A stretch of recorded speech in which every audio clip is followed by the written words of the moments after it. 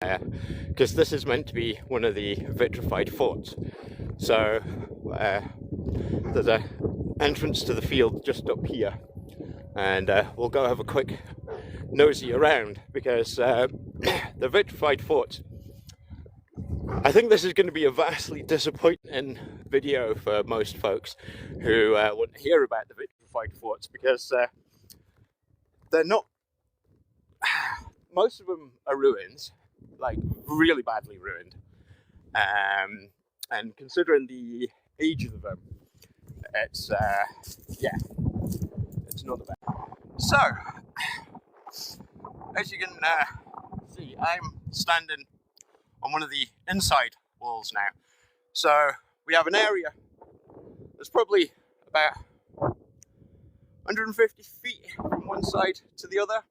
So we'll walk the outer wall first and see if we can find some of this vitrification, because I was told this fort was vitrified, and it states quite clearly on the history of the place that this is a vitrified fort, and that the internal wall is melted stone, because it turns to a vitrified glass. Now, I'm sorry if you're having trouble hearing me with the wind. I'll try and keep the phone out of the wind as much as possible, but here we go. We've got one of the outside walls now. So this is more than likely the entrance, because if you can see here, there's a little up. So let's have a wander around here. Yeah, this is definitely the entrance. Yeah, that's the entrance. You can see there's a little thing there. So the people would have come, there looks to be a path coming down here, and then it comes up the hill and a nice incline to the entrance here. Now, let's get up on the hill here and see if we can find some of this vitrification, because I'll be taking you guys to 3 or 4 vitrified forts over the next few weeks, because it's going to be one of the videos that probably gets me a fair bit of hate, to be fair, because these vitrified forts are what a lot of people on the internet think. They're not these grand structures that stood the test. They're not these grand structures that stood the test of it. Now, all of them are in around this state, brutal to be fair, to 800, and I'm not seeing too many signs of vitrification, to be fair. We'll have a look around and we'll see if any of the bunnies have managed to kick up some of this vitrification, because I'm not even seeing much burnt stone. Most of this rock you see here is all local rock, and would have required, oh, here we go, that looks like a bit of vitrification. Oh, it is. So this has all been melted. It doesn't look like it was melted up to 1200 degrees, otherwise it'd be like a glass. This looks like it was probably the middle of the wall, to be fair, because although it's melted at the edges of the stone, it's not like properly melted like this stuff here, because when you melt stone, that's how it goes.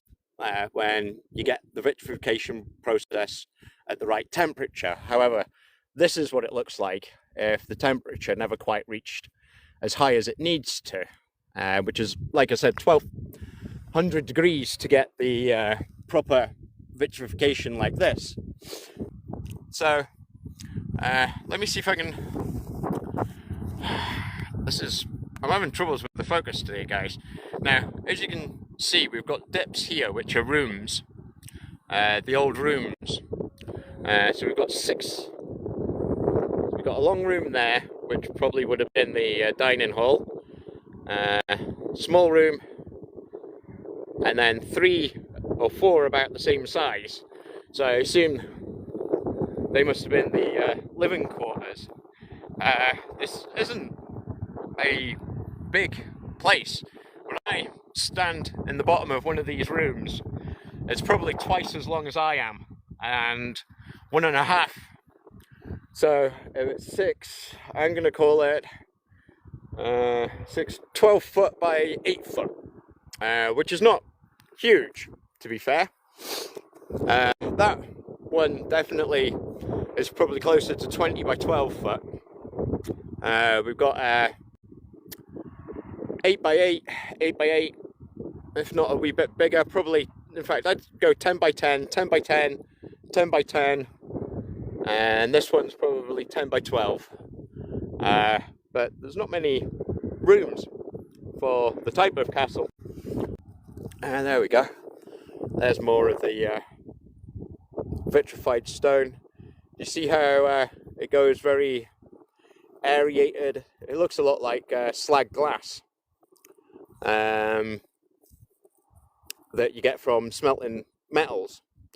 But it's not the best thing to build your stone fort out of, unless you've managed to heat the thing up to 1200 degrees, because if you don't get to the 1200 degrees, here we go, sorry, I'm just for some reason today my focus isn't working properly. I'm sorry about this, guys, but you can see this is definitely a piece of vitrification. So there's a fair few. In fact, there's another bit. This is the other kind of way the stone goes. This got heated up a bit better than the last bit I was showing, because you've not got the air cavities and stuff, but it's still very light. And as you can see, the heat cracks it, makes it very brittle. And yeah, it's a shame, because if they managed to get that up another 100 or 50 degrees, the stone would have melted into proper vitrified glass and not this. Anywho, I will keep having a look around the outside. Interesting, but it's a little disappointing when you've heard all the stuff on the internet about the Scottish vitrified forts, and you think you're going to be getting something a little different here. Whereas, as you can see, I mean, this stone definitely got very hot, definitely recrystallized. And I'm going to take this bit and that bit home with us, clean them up, and show you guys them a bit later. And then we'll go out to Aberlemno vitrified fort. If the weather holds out this week, we'll head up there at some point.